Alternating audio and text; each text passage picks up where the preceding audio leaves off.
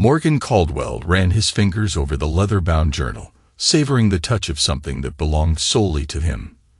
The morning light streamed through the bay windows of his study, illuminating the room that had become his sanctuary over the past 15 years of marriage.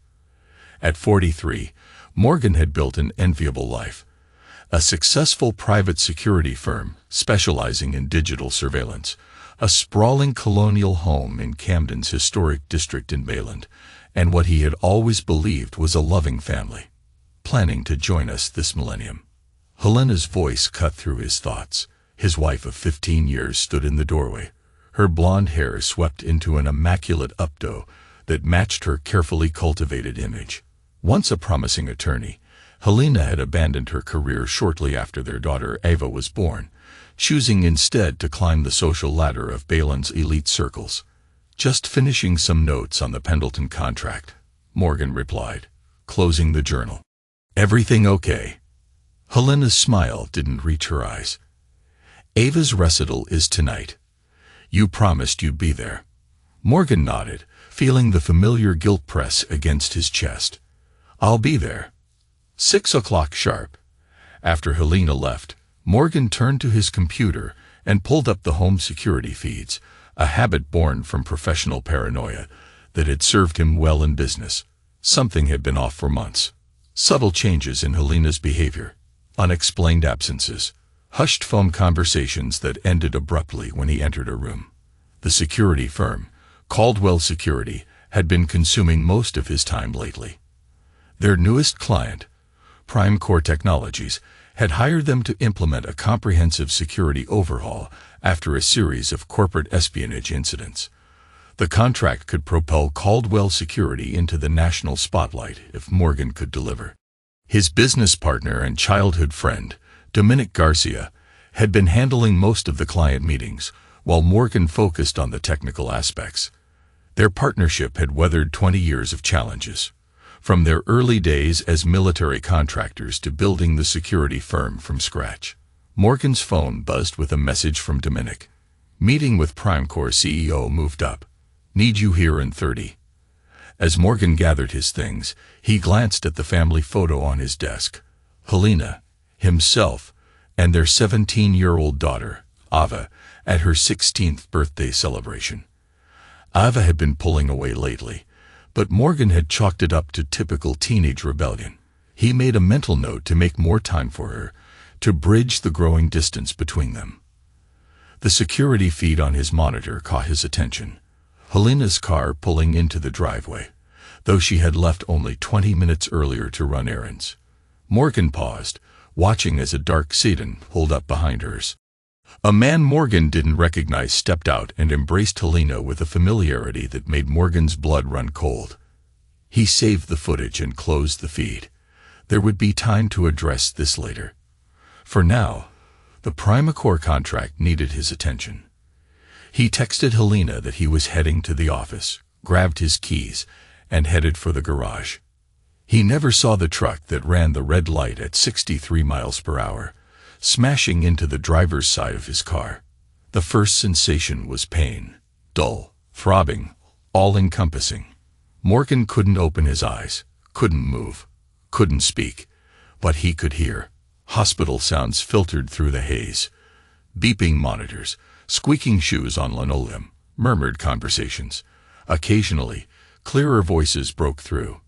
Traumatic brain injury, medically induced coma, uncertain prognosis. Days or weeks might have passed. Time had no meaning in the darkness. Sometimes he felt a hand holding his, heard Dominic's deep voice providing updates on the business. Other times, he heard Ava's tearful whispers, though he couldn't make out the words. Helena's visits were less frequent, and when she did come, she rarely spoke directly to him. Instead, she had hushed conversations in the room, thinking he couldn't hear. "The doctors say there's minimal brain activity," Helena's voice said one day, closer than usual. "He might never wake up." "What about the company?" An unfamiliar male voice. The same man from the security footage, Morgan realized with a surge of clarity that briefly cut through the fog. "Dominic's running day-to-day operations," Helena replied. But Morgan's shares would come to me if he doesn't recover. And the house. Joint ownership. All mine if he's gone. The man chuckled. Patient confidentiality has its benefits. Nobody questions a doctor visiting a coma patient. Dr. Joshua Lend. The name surfaced in Morgan's fractured consciousness, a neurosurgeon who had recently joined Helena's social circle. Pieces began connecting in Morgan's mind, even as he remained trapped in his unresponsive body. Their voices faded as they left the room, but new understandings crystallized. Days later, Ava visited with Helena and Dr. Lend. "It's been 6 weeks," Dr. Lend said. "The longer he remains unresponsive, the less likely a meaningful recovery becomes." "What about the insurance?" Ava asked, her voice strangely detached. "Mom said there's a policy."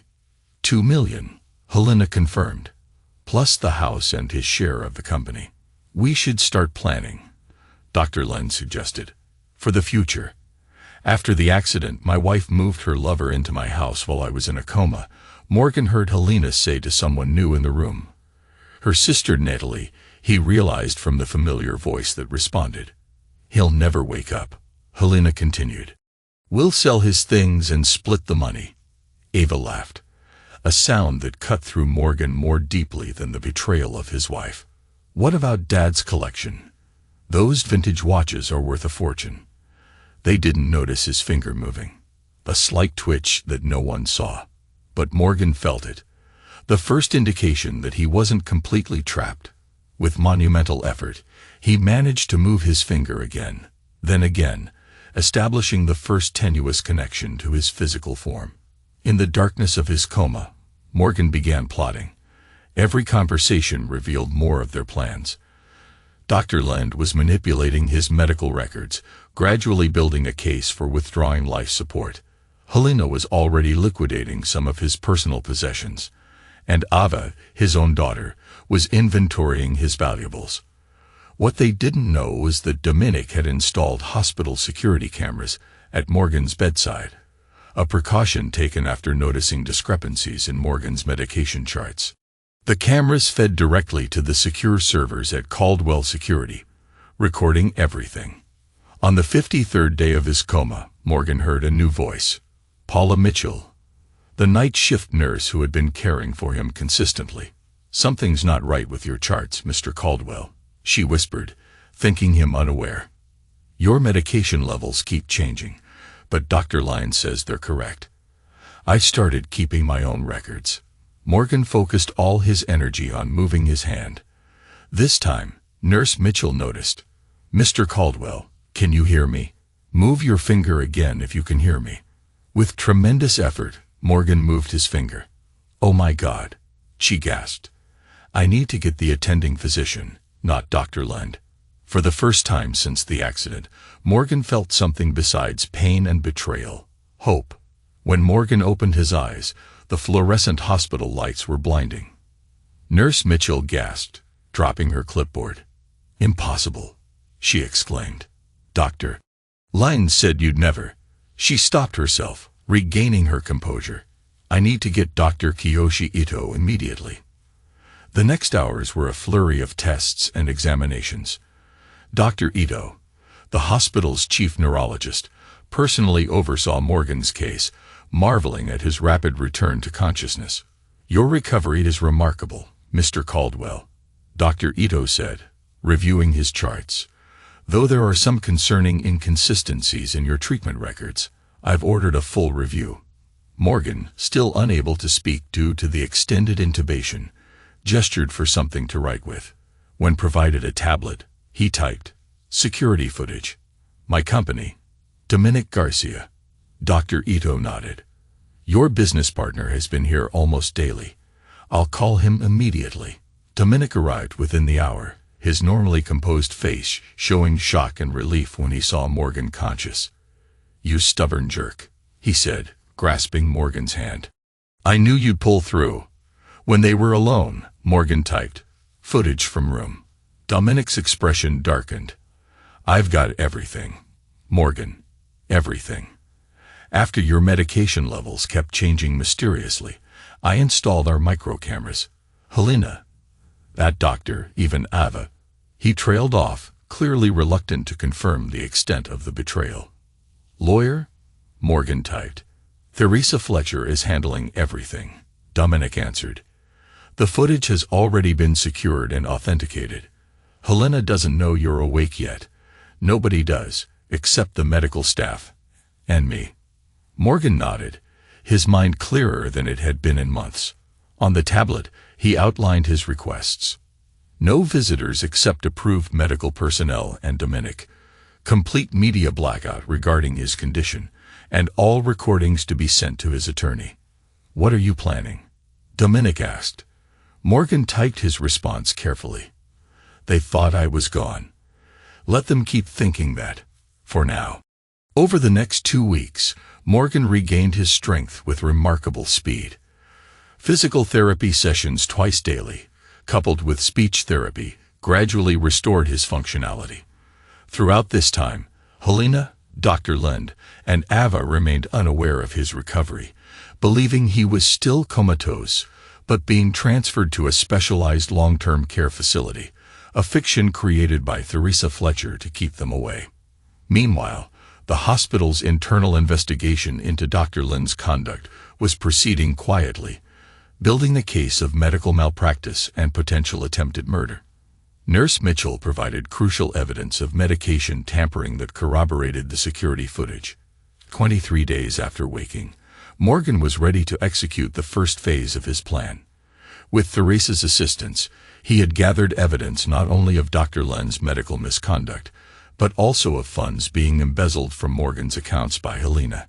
The security footage is irrefutable, Theresa explained during one of their strategy sessions. Dr. Lind explicitly discusses reducing your medication to prevent recovery, while your wife details plans for your estate. It's enough for criminal charges, but you mentioned wanting to handle this differently. Morgan nodded, his voice now recovered enough for brief conversations. They don't just get arrested. They need to lose everything, just like they planned for me. Theresa, a veteran attorney who had seen enough vengeful divorces to recognize the potential for disaster, cautioned restraint. Be careful, Morgan. Revenge can consume you. This isn't revenge, Morgan responded, his voice gravelly from disuse. It's justice. On the day of his discharge, Morgan reviewed the complete security footage one final time. The most damning clip showed Dr. Lind adjusting his IV, while explaining to Helena how the reduced medication would ensure Morgan never regained consciousness. Another showed Ava photographing his prized watch collection, while discussing which pieces to sell first with her mother. Ready? Dominic asked, wheeling in a change of clothes. Morgan stood on his own, refusing the wheelchair. They'd had 2 months to enjoy my life. Now I'm taking it back. And everything they thought was theirs. The safe house Dominic had prepared was a modest cabin nestled in the White Mountains, 3 hours from Camden and off any digital grid. For a man whose business specialized in digital surveillance, Morgan now embraced the irony of needing to become invisible. Solar panels, satellite internet through 7 proxies, and no connection to your name or the company. Dominic explained as they arrived. You're officially a ghost. Morgan surveyed the rustic interior, noting the high-end security equipment discreetly integrated throughout the cabin. Perfect. How's Phase 1 progressing? Dominic opened his laptop, displaying a series of financial transactions. Theresa's court order freezing Helena's access to joint accounts went into effect this morning. She tried to withdraw cash at 2:15 p.m. and was denied, called the bank manager screaming about a mistake. And Lind. The hospital board received the evidence package yesterday. He's been suspended pending investigation but doesn't know why yet. His hospital access was revoked an hour ago.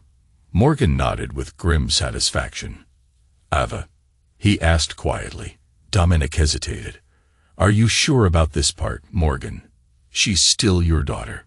The daughter who laughed about selling my possessions while I lay dying. Morgan's voice remained steady, but his eyes hardened. Show me. Dominic pulled up another screen, displaying Ava's college admission portal. Her acceptance to Dartmouth has been flagged for administrative review. The financial aid package she was counting on is now pending reconsideration. Good. What about Prime Corps? The contract's secure. I've been running point as planned, telling everyone you're recovering at a private facility. The company's value has actually increased since the Primacor deal was announced. Morgan absorbed this information, mentally mapping the cascading effects his actions would trigger. Within days, Helena would discover that not only were the joint accounts frozen, but the insurance policy she'd been counting on had been modified 6 months earlier, a precaution Morgan had taken after first noticing her suspicious behavior. Instead of the expected payout, the beneficiary was now a trust controlled by Dominic. What about the house cameras? Are they still operational? Morgan asked. Dominic nodded, pulling up the home security feeds on his laptop. The familiar interior of Morgan's house appeared, but with subtle changes that made his jaw tighten. Dr. Len's belongings were scattered throughout, his medical journals on Morgan's desk, his clothes hanging in Morgan's closet. They moved him in completely 3 weeks after your accident, Dominic explained. Morgan watched in silence as the camera showed Helena entering the kitchen, phone pressed to her ear, gesturing angrily. Though there was no audio, her distress was evident. That would be her discovering the accounts are frozen, he noted with cold satisfaction. For the next 2 weeks, Morgan focused on rehabilitating his body while orchestrating his vengeance from afar. Each morning began with intensive physical therapy, pushing his recovering muscles to their limits. Afternoons were dedicated to reviewing evidence and refining his strategy with Theresa and Dominic. Evenings were spent monitoring the security feeds, watching as his targets' lives began unraveling. Dr. Land was the first to crack. After being suspended and learning of the hospital's investigation, he confronted Helena, their argument captured by the home security system. He accused her of carelessness. She blamed his medical arrogance, and both failed to consider that they were being watched. Iva returned from a weekend trip to find her college financial aid revoked and her mother and Dr. Lund in a full-blown crisis. Rather than pulling together, the trio began to fracture under the pressure. On day 17 of Morgan's ghost operation, an unexpected complication arose. Helena, desperate for funds, attempted to access Morgan's home office safe, only to find it already empty. Did you clear the safe before the accident? Dominic asked, reviewing the footage. Morgan shook his head. There was over $60,000 in cash, plus documentation for offshore accounts.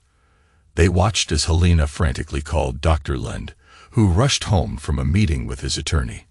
The silent footage showed their heated exchange, culminating in Dr. Lund grabbing Helena's arm roughly, a moment captured in perfect high definition.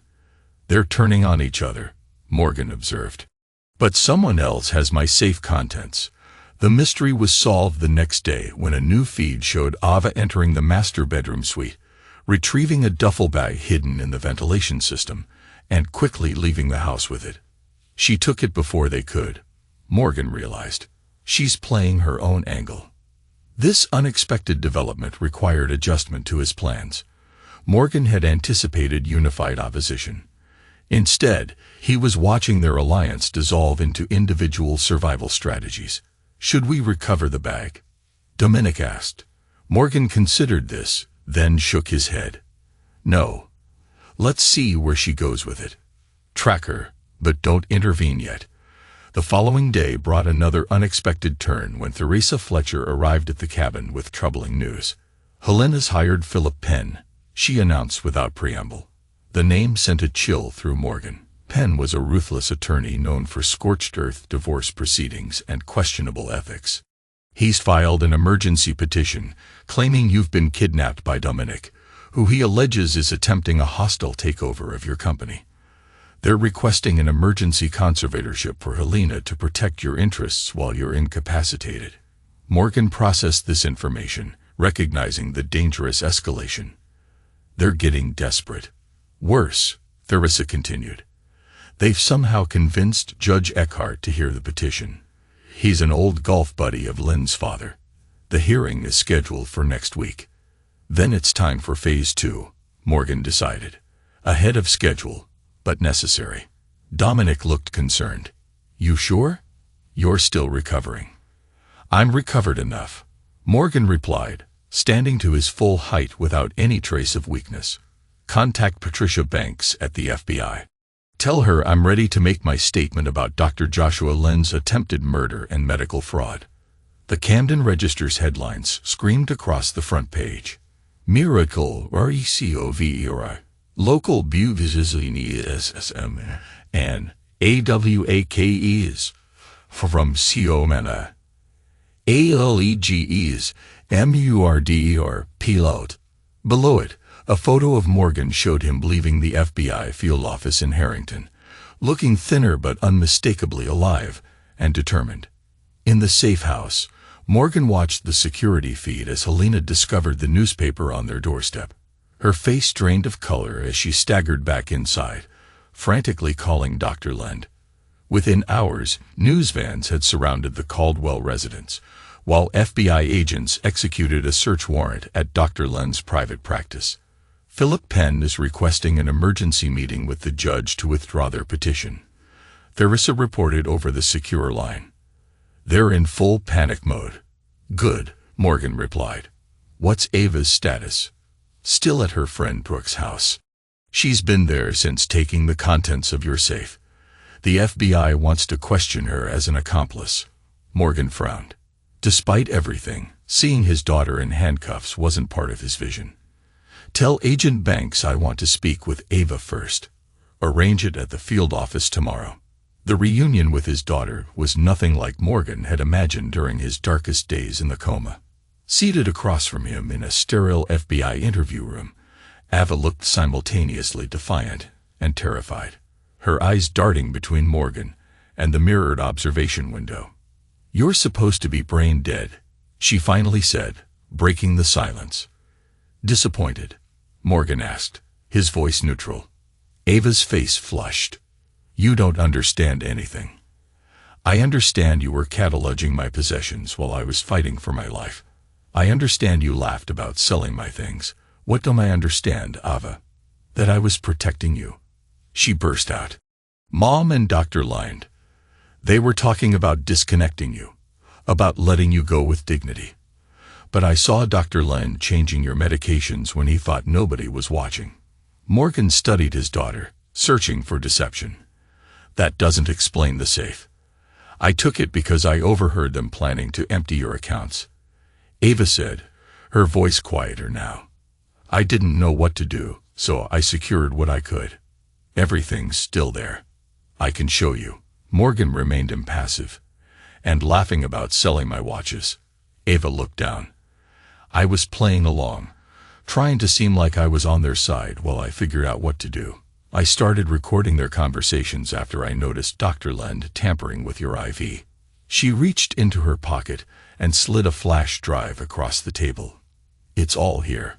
I was going to take it to the police, but I was afraid Mom would talk her way out of it. She always does. Morgan took the drive without comment, uncertain whether to believe her explanation. Years of security work had taught him that the simplest explanation was usually correct, and the simplest explanation was that his entire family had betrayed him. I'll have this analyzed, he said finally. If what you're saying is true, the FBI will want your cooperation as a witness. Ava's eyes filled with tears. Dad, I know how this looks, but I swear I was trying to protect you. I just didn't know how. Morgan stood to leave, his expression unreadable. We'll see what the evidence shows. Back at the safe house, Morgan handed the flash drive to Dominic. Check this against our footage. See if her story holds up. While Dominic worked, Morgan reviewed the latest developments. Dr. Lind had been formally charged with attempted murder, evidence tampering, and insurance fraud. His medical license was suspended, and he was being held without bail. Helena had hired a second attorney specializing in criminal defense, clearly preparing for her own indictment. The company was stable under Dominic's leadership, though rumors of Morgan's mental state had been planted in industry publications, likely Penn's attempt to undermine his credibility before any testimony. Most surprisingly, the contents of Ava's flash drive proved largely consistent with her claims. Audio recordings captured Dr. Lend and Helena discussing reducing Morgan's medication to prevent his recovery, while Eva could be heard asking seemingly innocent questions that actually documented their plans. She was gathering evidence. Dominic confirmed, reviewing the timestamps against their own footage. And she did secure the safe contents the day after overhearing Helena planning to empty it. Morgan processed this information silently. The possibility that his daughter hadn't betrayed him, that she had been working alone to protect him, complicated the elegant simplicity of his revenge. It demanded reconsideration of at least one target. I want to meet with her again, he decided. But first, let's proceed with Phase 3 for Helena and Lend. Phase 3 began with Theresa filing a comprehensive civil suit against both Helena and Dr. Lend, detailing not only the attempted murder, but years of financial manipulation by Helena. The suit sought punitive damages that would bankrupt them both, even if they somehow avoided prison time. Simultaneously, Dominic leaked selected security footage to specific media outlets, carefully chosen to maximize public outrage, while protecting the integrity of the criminal case. Within days, Helena and Dr. Lend had become national pariahs, their faces splashed across cable news with captions like Black Widow Wife and Dr. Death. The pressure proved too much for their alliance. Dr. Lend's attorney approached the prosecutor with an offer. His client would testify against Helena in exchange for reduced charges. Helena, learning of this betrayal, responded by claiming she had been manipulated by the doctor, who she now alleged had been medicating her without her knowledge. Morgan watched their mutual destruction with cold satisfaction. But the question of Eva continued to trouble him. After reviewing her evidence multiple times, he finally arranged a private meeting at Theresa's office. This time, Eva came prepared, bringing financial records showing transfers from Dr. Lend to Helena dating back 2 years, long before Morgan's accident. They were planning this for years, she explained, spreading documents across the conference table. I found these in Mom's private email after I got suspicious. Dr. Lend needed money for gambling debts, and Mom wanted out of the marriage without losing her lifestyle. Why didn't you come to me? Morgan asked, the question that had been haunting him. Eva's expression clouded. I tried, Dad. 3 times I tried to talk to you about Mom's behavior, but you were always too busy with work. The last time, you said we'd talk after the Primacore contract was finalized. That was the day before your accident. The memory surfaced, Eva attempting to discuss something important about Helena, and Morgan putting her off, distracted by contract details. The realization that he might have prevented everything with a single conversation hit him hard. Before Morgan could respond, Theresa interrupted with breaking news. The FBI had arrested Helena while executing a search warrant at the house.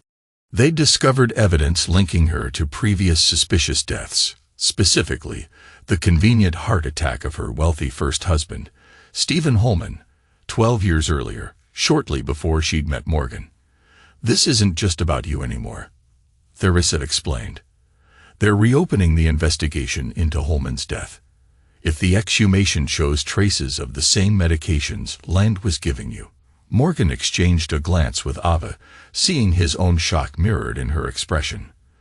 The revelation that Helena might be a serial Black Widow added a dimension of horror neither had anticipated. I need your help, Morgan said to Eva after a long silence, to finish this properly. Eva nodded. Whatever it takes. As Morgan's revenge strategy progressed, Philip Penn proved more dangerous than anticipated. Unable to defend his clients against the mountain of evidence, the attorney shifted to attacking Morgan's company directly. Using contacts in the financial sector, Penn orchestrated a whisper campaign questioning Caldwell Securities' stability without its founder, triggering a client exodus that threatened the firm's survival. We've lost 3 major accounts this week, Dominic reported during their emergency strategy session. Primacore is wavering, and our stock has dropped 18%. Penn knows he can't save Helena and Lend, so he's trying to ensure you have nothing to return to. Dominic observed grimly. He's targeting what matters most to me, just like I did to them. Morgan said, his jaw tightening. We need to go public. Your continued absence is feeding speculation, Theresa advised. A press conference displaying your recovery and return would stabilize confidence. No, Morgan countered. That's exactly what Penn wants, to force me into the open before I'm ready. He turned to Ava. What did your mother say about Penn? Any connection beyond hiring him for this case? Ava thought for a moment. She mentioned he handled Dr. Lynn's divorce 3 years ago, said he made Lynn's wife disappear with nothing despite a prenup in her favor. Morgan nodded thoughtfully. Look into that divorce. Penn's methods are too personal. This feels like more than attorney-client. Within days, Ava's research uncovered the missing connection. Helena's sister Natalie had briefly dated Penn before introducing him to Dr. Lynn during his divorce proceedings. The attorney's aggressive tactics weren't just professional. He was personally invested in their success. This changes our approach, Morgan decided. Penn isn't just their lawyer. He's continuing the conspiracy. The situation deteriorated further when PrimeCore's CEO, Gavin Price, requested an urgent meeting with Dominic, making it clear that without Morgan's direct involvement, they would terminate their contract, a blow that would likely send Caldwell Security into a financial tailspin. Forced into a corner, Morgan adjusted his strategy. Set up the meeting with PrimeCore, he instructed Dominic, but not at their offices. Neutral ground, somewhere we control.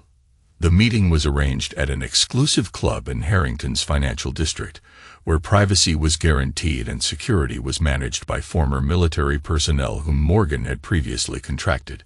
Gavin Price, PrimeCore's silver-haired CEO, couldn't hide his shock when Morgan entered the private dining room instead of Dominic. Caldwell, the reports said you were still recovering at a specialized facility. Some reports are more accurate than others, Morgan replied, taking the seat. I understand you have concerns about our contract. Price studied him carefully. Concerns? Your company is hemorrhaging clients while you're supposedly incapacitated. Your wife is charged with attempting to murder you. Your doctor is making deals with prosecutors, and your stock has lost nearly a third of its value. Concerns seems inadequate. Morgan maintained eye contact. All true. Also true. Not one security breach has occurred on any system we've implemented. Not one client has experienced data loss under our protection. Our technical team remains intact, and our operational capabilities are uncompromised. Leadership matters, Caldwell. Stability matters. Indeed, that's why I'm here personally, despite my ongoing recovery, to assure you that Caldwell Security remains the industry leader in digital protection. More importantly, I'm offering something no competitor can. My personal guarantee that PrimeCore systems will remain impenetrable, backed by a performance bond of $10 million. Price's eyebrows shot up. That's twice our contract value. Because I'm that confident, Morgan stated, and because I understand that perception sometimes outweighs reality in business. The reality is that my company is sound. The perception has been manipulated by individuals with personal vendettas. After 2 hours of detailed technical discussion that demonstrated Morgan's complete command of the security systems, Price agreed to maintain the contract, with the added performance bond. It wasn't a complete victory, but it stopped the bleeding. The reprieve was short-lived. That evening, breaking news reported that Dr. Lend had attempted suicide in custody after learning that the FBI had found evidence linking him not only to Morgan's case, but to 3 other suspicious patient deaths. His condition was critical. This complicates things, Theresa observed during their late-night conference call.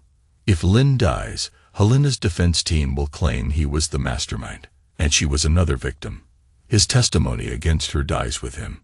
Not necessarily, Ava interjected. The flash drive I gave Dad includes recordings of Mom directing Dr. Lynn's actions. In one, she specifically tells him which medications to adjust to ensure Dad never recovers consciousness. Morgan nodded. Get that to the prosecutor immediately. And Dominic, I need you to accelerate the board meeting. We can't wait any longer to formally reclaim control of the company. The emergency board meeting began with tension thick in the air. 8 board members, longtime investors and industry leaders, sat around the conference table, their expressions reflecting the company's precarious position. Morgan entered last, accompanied by Dominic, Theresa, and Ava. Philip Penn was already present, seated beside Richard Hines, the board's most conservative member. "This is a closed meeting," Penn objected immediately. "Family members aren't permitted." "Ava Caldwell is here as a material witness," Theresa countered. "Given that this meeting includes discussion of criminal activities affecting company interests, her presence is not only appropriate but necessary." Before Penn could respond, Morgan addressed the board directly. "Ladies and gentlemen, I understand your concerns about the company's stability.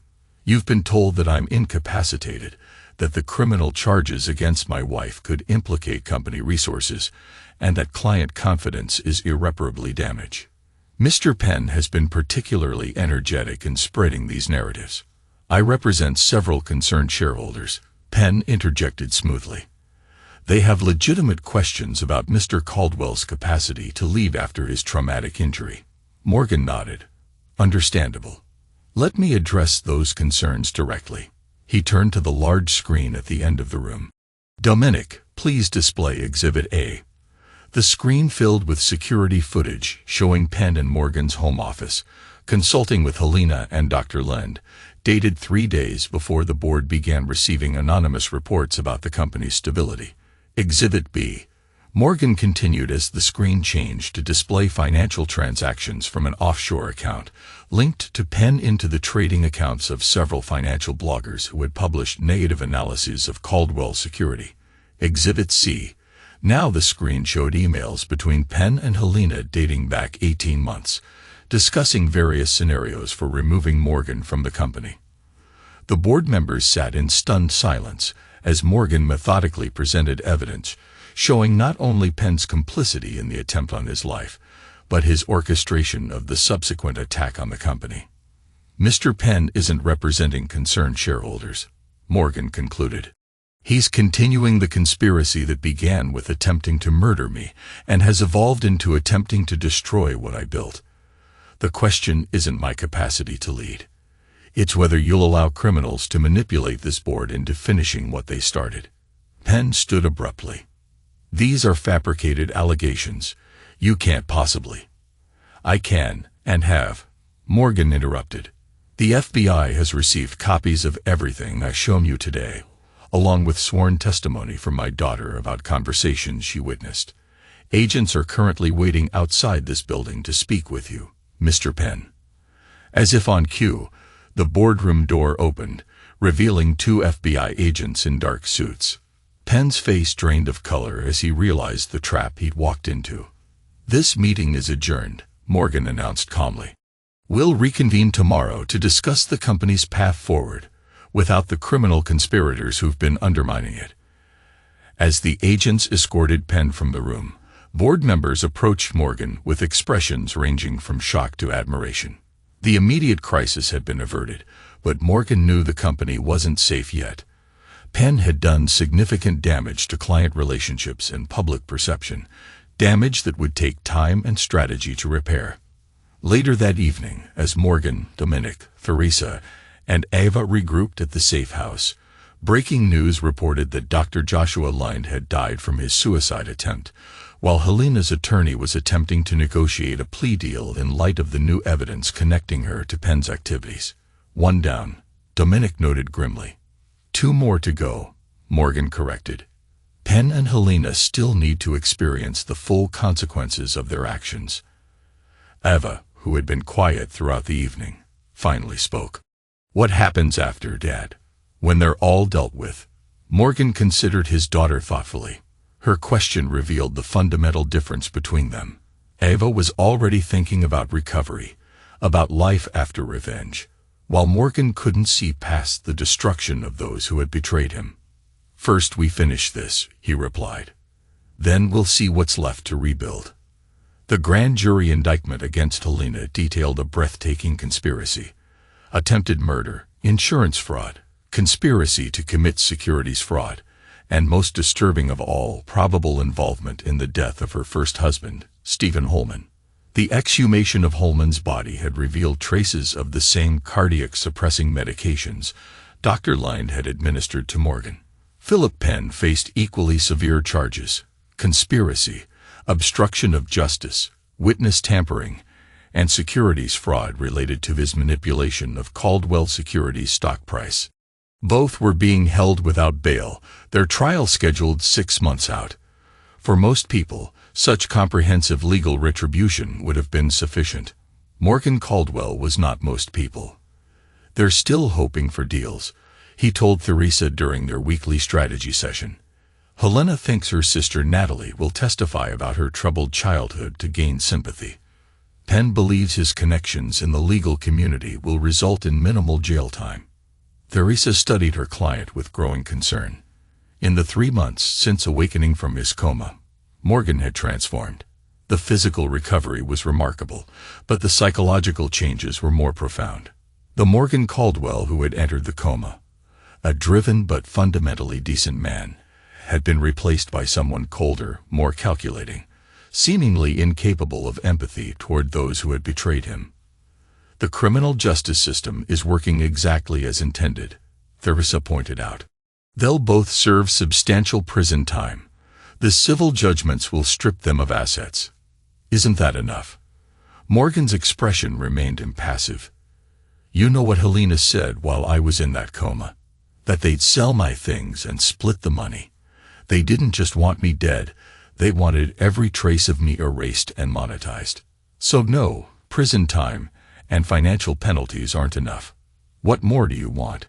I want them to experience what I experienced: complete helplessness while watching everything they care about being taken away." Morgan slid a folder across the table. "Phase 4. Final phase." Theresa reviewed the contents with growing alarm. "This goes beyond legal remedies, Morgan. Some of this could jeopardize the criminal cases." "None of it violates any laws," Morgan countered. "It's simply creative pressure." Phase 4 began the following day when Natalie received an anonymous package containing detailed financial records of offshore accounts she had helped Helena establish. Accounts the authorities were unaware of. Accompanying the records was a simple note: "Choose loyalty or freedom." Simultaneously, 3 of Philip Penn's former clients received documentation of ethical violations he had committed while representing them, including evidence that he had deliberately prolonged litigation to increase his fees. "They're being isolated," Morgan explained to Dominic and Ava as they monitored the fallout. "Every support system, every potential ally, removed." Ava frowned. "Is this really necessary, Dad? They're already facing life in prison." "Ask yourself what would have happened if I hadn't woken up," Morgan replied. "Your mother and Lind would have killed me, taken everything, and moved on to their next victim. Penn would have helped them cover it up, just as he's done before. This isn't excess. It's justice." Within a week, Natalie had approached prosecutors with a deal to testify against her sister in exchange for immunity regarding her own involvement in the financial aspects of the conspiracy. 2 of Penn's former clients had filed bar complaints that would likely result in his disbarment, regardless of the criminal proceedings. The isolation strategy continued with systematic exposure of every ally Helena or Penn might have counted on. Country club memberships were revoked after evidence of their misconduct was anonymously provided to the boards. Social connections severed contact after receiving detailed accounts of the conspiracy. Even Helena's defense attorney withdrew from the case after learning she had been lying about key aspects of her involvement. "They're cornered," Dominic observed 3 weeks into Phase 4. "Helena's requested 3 different new attorneys, all of whom have declined after receiving our information packet. Penn is representing himself after no firm will take his case." Morgan nodded with satisfaction. "Now we move to the final step. Theresa, arrange a meeting with Helena. Prison visiting room. No attorneys present." "Morgan, I strongly advise against this," Theresa cautioned. "Anything you say to her could complicate the prosecution." "I'm not going to say anything that would help her defense," Morgan assured her. "Quite the opposite. The prison visiting room was stark and institutional, with bolted-down metal furniture and constant surveillance. Helena entered in standard-issue orange, her normally perfect appearance now haggard and disheveled. When she saw Morgan, her expression cycled rapidly through shock, fear, and finally, a calculated attempt at contrition. "Morgan," she began, her voice breaking slightly. "I don't know what they've told you, but Land was manipulating all of us.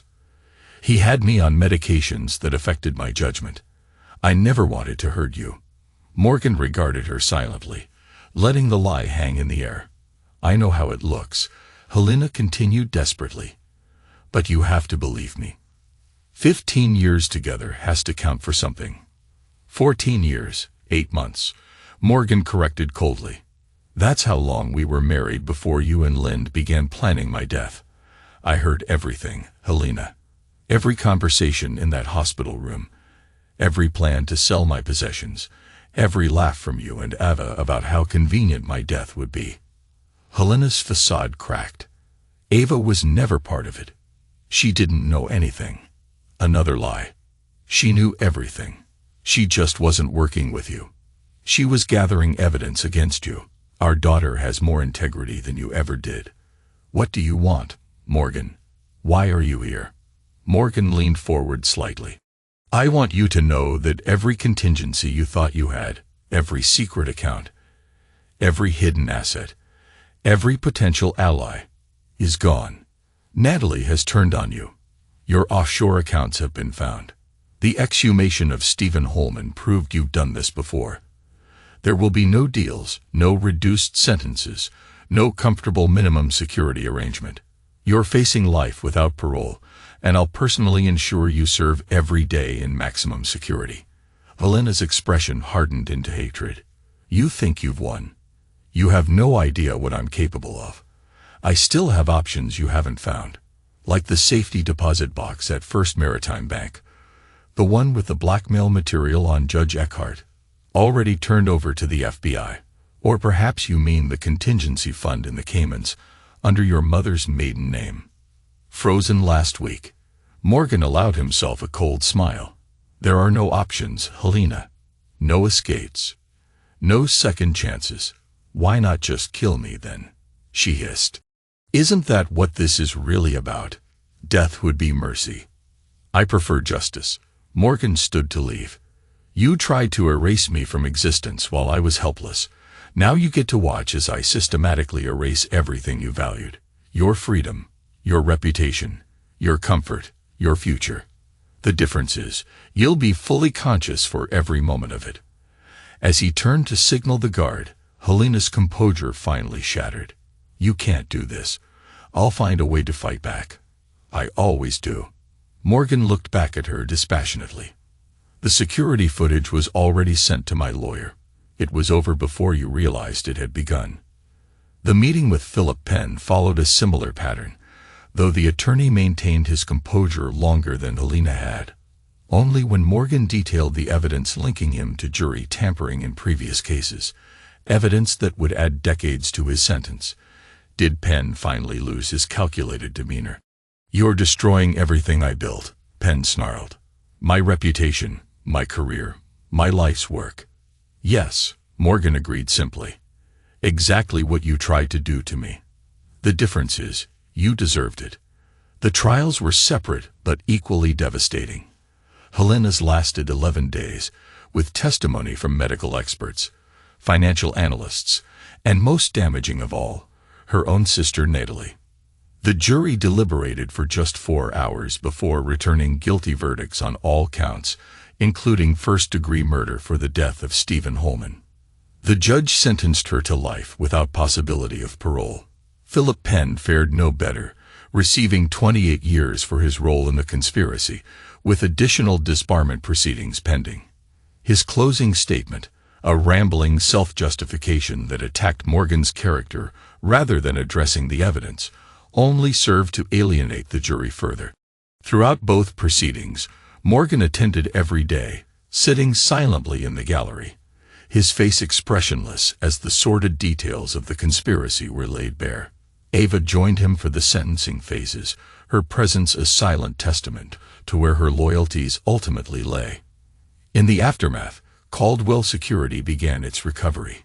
With Morgan visibly back at the helm, client confidence gradually returned. The Primacore contract became a case study in corporate security implementation, generating positive press that helped rehabilitate the company's image. 6 months after the verdicts, Morgan called Dominic and Ava to his restored home office, now completely remodeled with no trace of Dr. Lin's brief occupation. "It's done," he stated without preamble. Helena's final appeal was denied yesterday. Hen has been officially disbarred. There are no loose ends. Dominic nodded with satisfaction, but Ava studied her father with concern. "What now, Dad? You've spent the last year focused entirely on bringing them down. Is it really over?" "The vengeance part is over," Morgan confirmed. "The rebuilding part is just beginning." He gestured to the documents spread across his desk. "I've been restructuring the company. Dominic, I'm naming you Chief Operating Officer with an expanded ownership stake. You kept everything running when I couldn't." Dominic appeared momentarily stunned.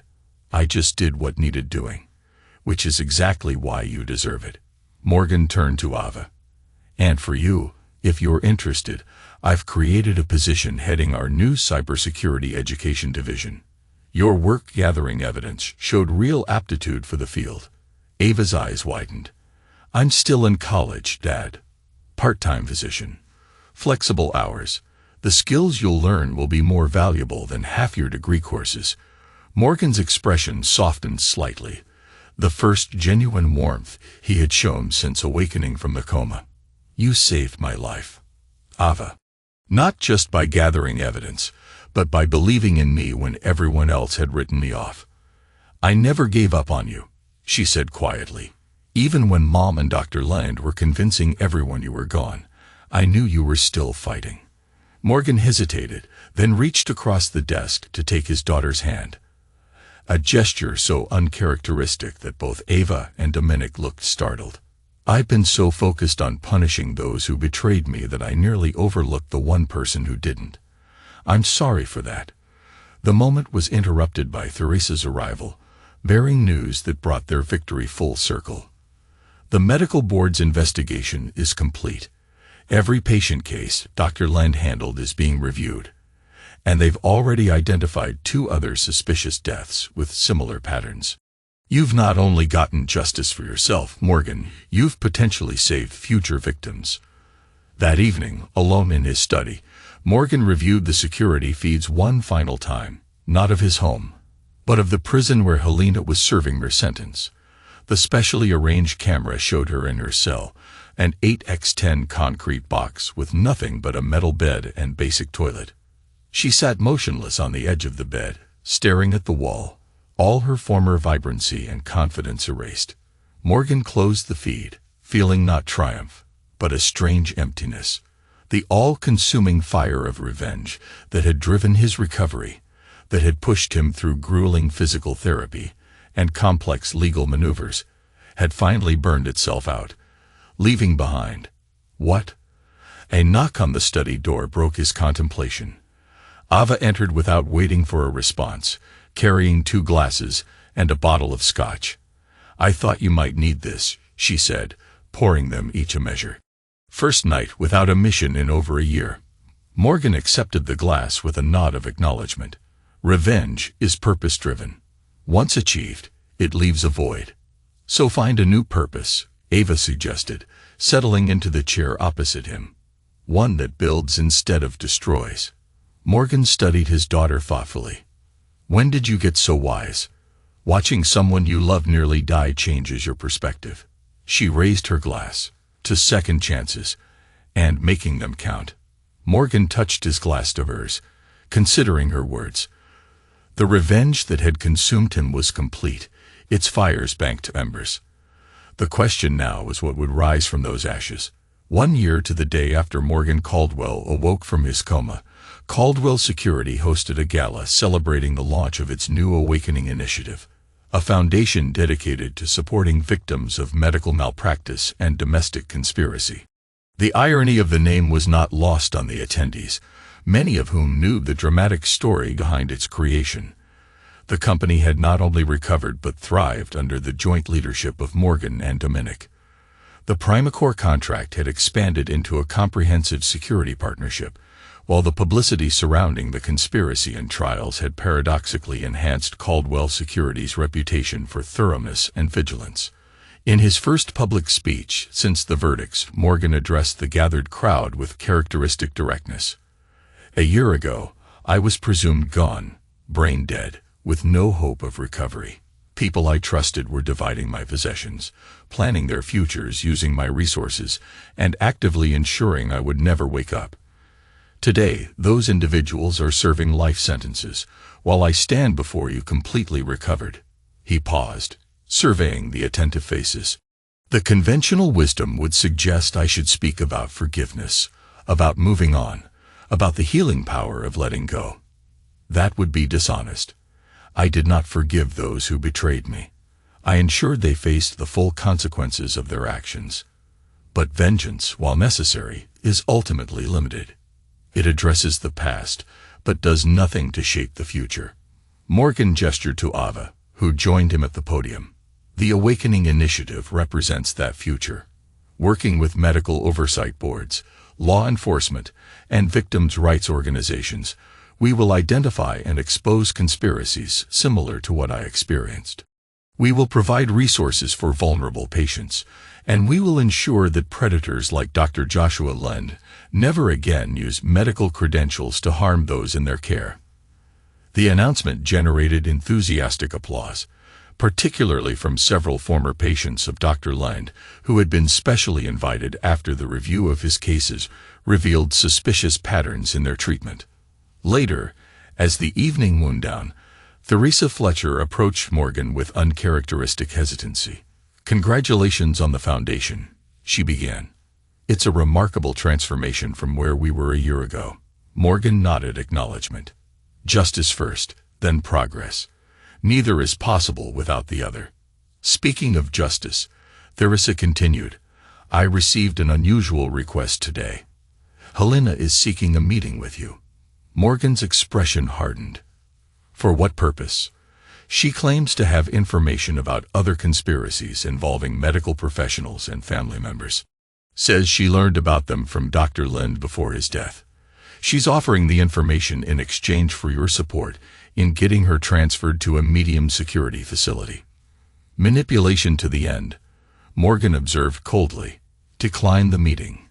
If she has legitimate information, she can provide it to the authorities without conditions." Theresa studied him. The Morgan Caldwell I knew before the accident might have at least heard her out, considered the possibility of helping other victims. The Morgan Caldwell before the accident nearly died because he gave people the benefit of the doubt, he replied firmly. "The Awakening Initiative will help victims without empowering their abusers. Helena remains exactly where she belongs." Later that night, after the gala had concluded and the guests had departed, Morgan returned to his office to find Ava waiting for him, reviewing the Foundation's initial case files. "A dozen potential cases already," she noted. "And those are just the ones with clear evidence patterns." Morgan settled into his chair, loosening his tie. "We'll investigate each one thoroughly. No presumptions either way." Ava hesitated, then broached the subject clearly on her mind. "Theresa told me about Mom's request. I think you made the right call rejecting it." "But," Morgan prompted, "but what?" "But I wonder if this, all of this, has changed you too much," Ava admitted. "You got justice. You rebuilt the company. You even created something positive from the experience.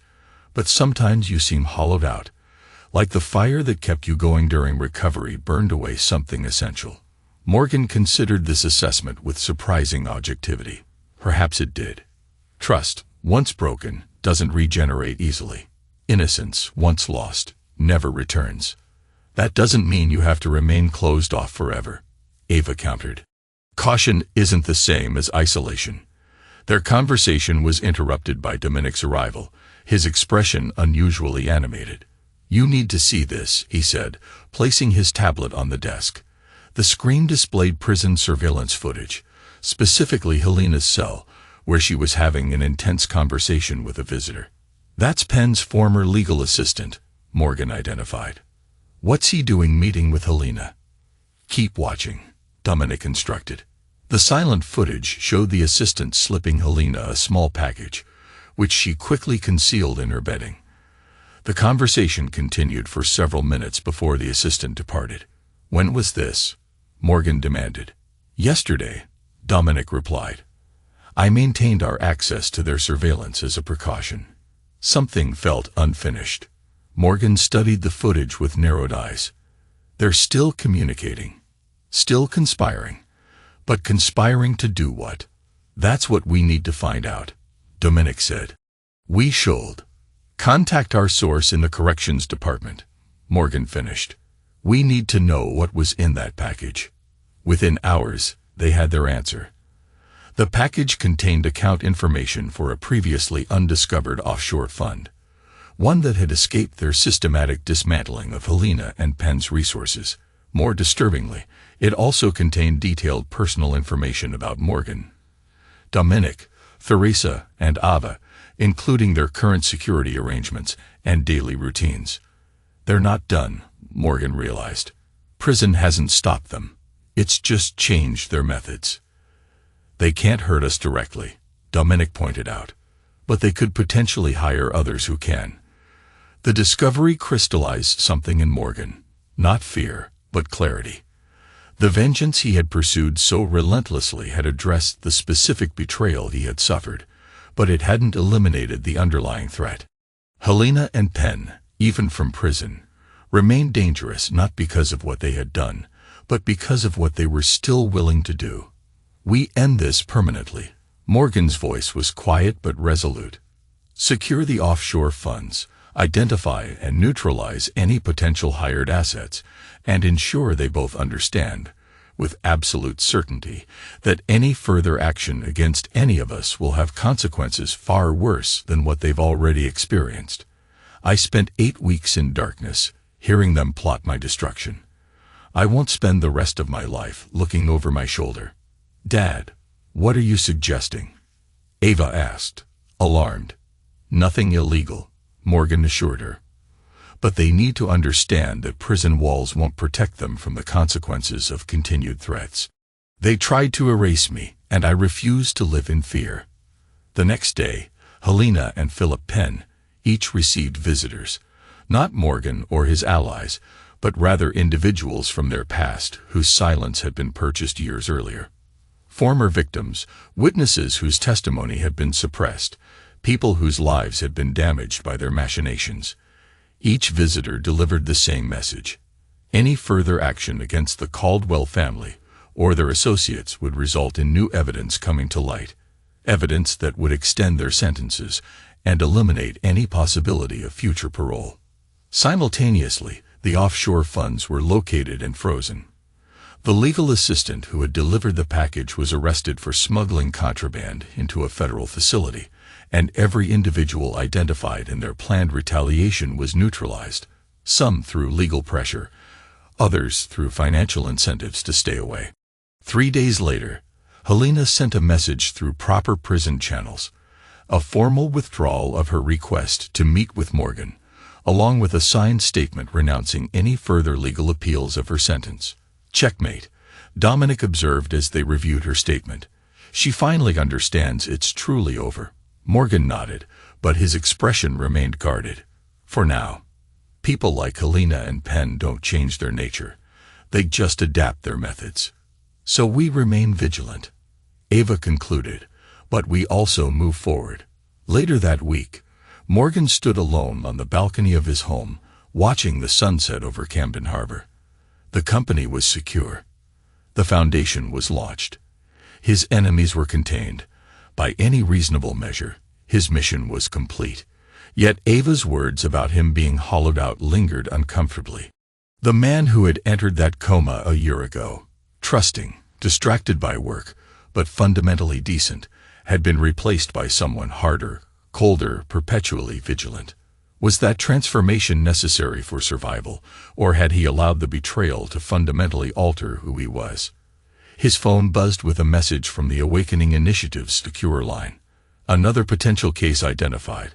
Another family possibly conspiring against a vulnerable patient. Without hesitation, Morgan began reviewing the details, his focus absolute. The man he had been might be gone, transformed by betrayal, and forged in the fires of retribution. But the man he had become served a purpose that extended beyond personal vengeance. If the cost of that purpose was a certain hardening of the spirit, it was a price he would willingly pay. After all, he thought as he watched darkness settle over the harbor, not all comas ended with awakening. Some ended with rebirth.